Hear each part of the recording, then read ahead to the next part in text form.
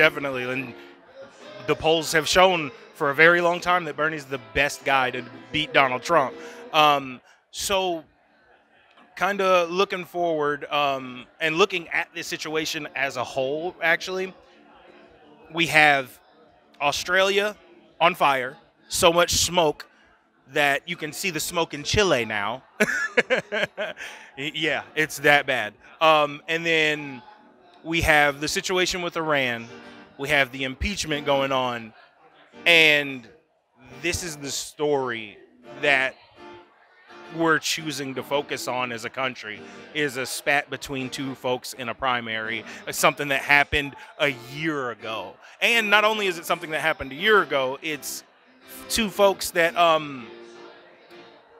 something that was said in an Emily's List piece written by a woman long before that, and then Joe Biden had also said it in public, and like it had been discussed many times. So just does it feel to you at all like this is a disservice? Our larger media is doing a disservice to us? There's certainly, like you just said, there certainly are much bigger issues, I think, to focus on. You mentioned Australian climate. I didn't mention it before. That's a huge issue, the whole climate issue.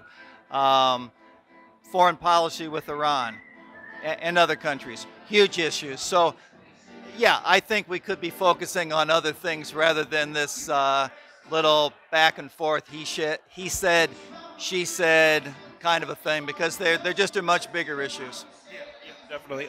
So best case scenario, Bernie wins the primary, wins the presidency, 2021 comes, we have a huge establishment Democrat resistance to him. We have the right wing, of course, going to do everything they can to resist to him.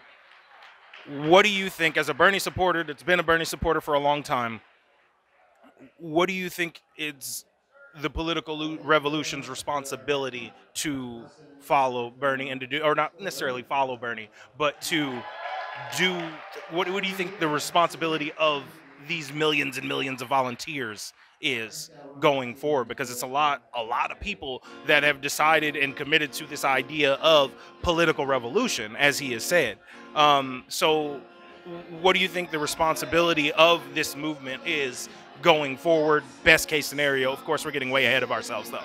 It's a great question, I think, because Bernie recognizes that just winning the presidency isn't enough. You're right. There is not only going to be Republican opposition, but there will be establishment Democratic opposition. I don't have any doubt about that.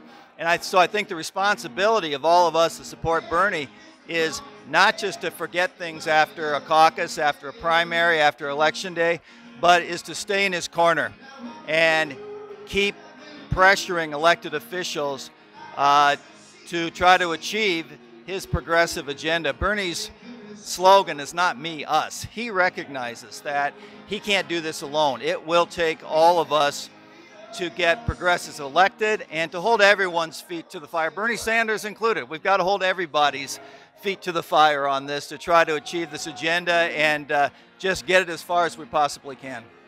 Bernie's not, like, people that watch me know that I have my own critiques of Bernie. Bernie is not above critique, and there are things that we need to be able, like you're 100% right, there are things that we need to be able to criticize him on.